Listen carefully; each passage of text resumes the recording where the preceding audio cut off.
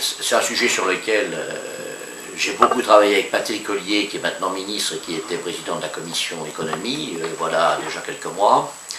Et on a essayé de corriger, j'allais dire,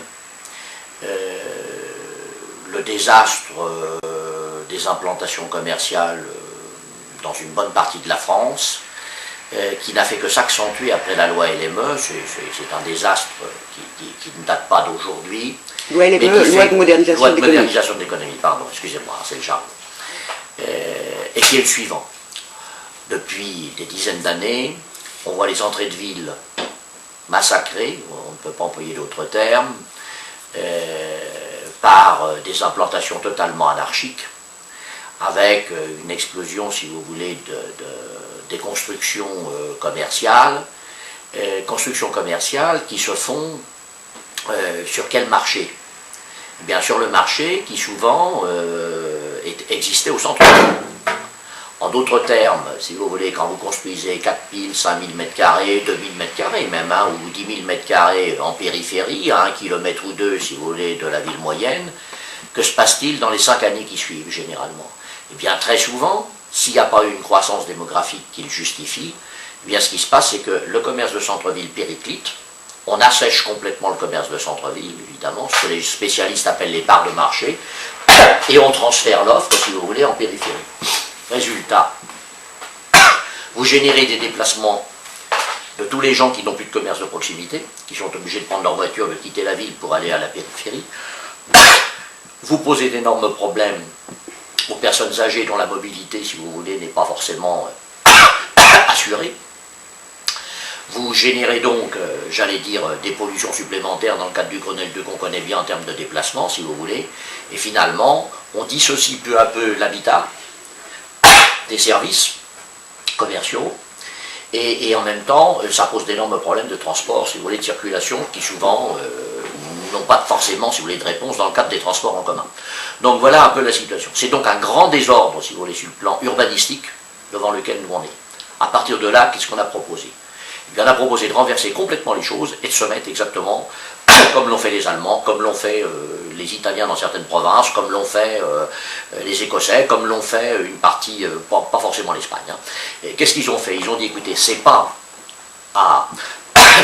aux implantations commerciales d'imposer leurs règles à l'urbanisme, c'est à l'urbanisme général de commander les implantations commerciales. C'est donc en réfléchissant à la fois au lieu d'implantation des logements, au transport en commun, au lieu d'activité, au déplacement des gens, c'est donc en réfléchissant à ça qu'on doit bâtir des plans d'urbanisme à l'intérieur desquels les implantations commerciales s'implanteront ou ne s'implanteront pas. Donc cette proposition consiste à renverser complètement la perspective. Hier, l'urbanisme commercial s'imposait à l'urbanisme général. C'était la loi en quelque sorte du commerce contre l'urbanisme général. Demain, ça sera, on l'espère, si la loi passe au Sénat et si on se met d'accord, ça sera l'urbanisme général qui s'imposera. Ne soyons pas démagogues. On n'aura pas, les résultats ne seront certainement pas visibles dans les 3 ou 4 ans. C'est un travail qui demandera 10 ans pour avoir des résultats visibles. Parce que toutes les autorisations qui ont été délivrées déjà depuis 2 ans vont malheureusement continuer à prospérer. Je vous rappelle simplement qu'après la loi LME, que je n'ai pas voté, je m'étais abstenu sur cette loi, après la loi LME, on est passé de 2 millions de mètres carrés supplémentaires par an à 4,5 millions de mètres carrés selon des cabinets spécialisés. C'est-à-dire que c'est une profusion d'autorisations et de constructions en tout genre, et le résultat, c'est qu'on va même avoir probablement désormais des friches, si vous voulez, commerciales autour d'un certain nombre de villes qui vont se créer. Alors, on ne peut pas dire que ce soit une solution très satisfaisante. Et pour une ville comme Saumur, c'est une réflexion qui, à mon avis, a son importance. Hein. Vous le savez comme moi, d'ailleurs. À l'Assemblée nationale, le débat a eu lieu, la majorité s'est prononcée à l'unanimité pour, et l'opposition, toute l'opposition, je dis bien, hein, sur tous les bancs, hein, compris, a voté 7 ou 8 amendements, hein, au minimum favorablement, et s'est abstenu sur l'ensemble du texte. Quand on est dans l'opposition et qu'on s'abstient sur l'ensemble du texte, on sait que généralement c'est qu'on est pour. Hein, et je veux dire, tous les grands organismes, si vous voulez, d'urbanisme, à commencer par les agences nationales d'urbanisme, la fédération, les villes moyennes, sont très très pour ce texte. Hein. Mais c'est une petite révolution dans les mentalités. Hein. On revient complètement, si vous voulez, sur la manière de faire depuis à peu près, excusez-moi, une quarantaine d'années. Ce qui est autorisé est autorisé. Donc, et la loi n'est toujours pas passée, je le rappelle. Mais ça veut dire que dans les années qui suivront, si cette loi passe, je répète, si cette loi passe, il y a de très grandes résistances, vous vous en doutez. Hein. Ceux qui ont envie de s'agrandir en périphérie et de continuer à s'agrandir en périphérie n'ont pas envie, si vous voulez, de voir forcément cette loi passer.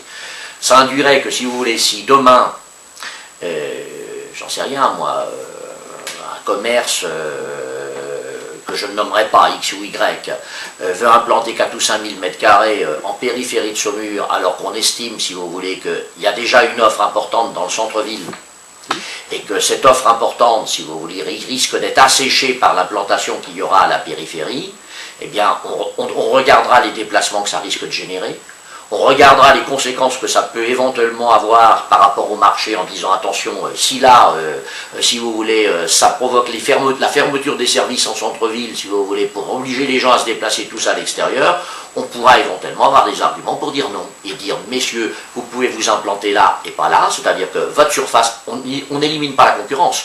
On va vous dire, pour installer votre activité, si vous voulez, on accepte la concurrence, mais ça sera dans la ville et pas hors la ville. Donc c'est redonner un rôle aux élus plus important. Totalement. La main sera aux élus. Alors, ils auront un outil de planification, comme on dit, hein, mais après tout, excusez-moi, quand on met des sens interdits, c'est bien les élus qui ont la main. Quand on a des plans de circulation, ce sont bien les élus qui ont la main. Quand on demande des transports en commun, ce sont bien les élus qui ont la main. On ne voit pas pourquoi ils ne l'auraient pas. Ils doivent l'avoir sur, je dirais, une meilleure gestion de l'espace et une meilleure gestion des sols, tout simplement.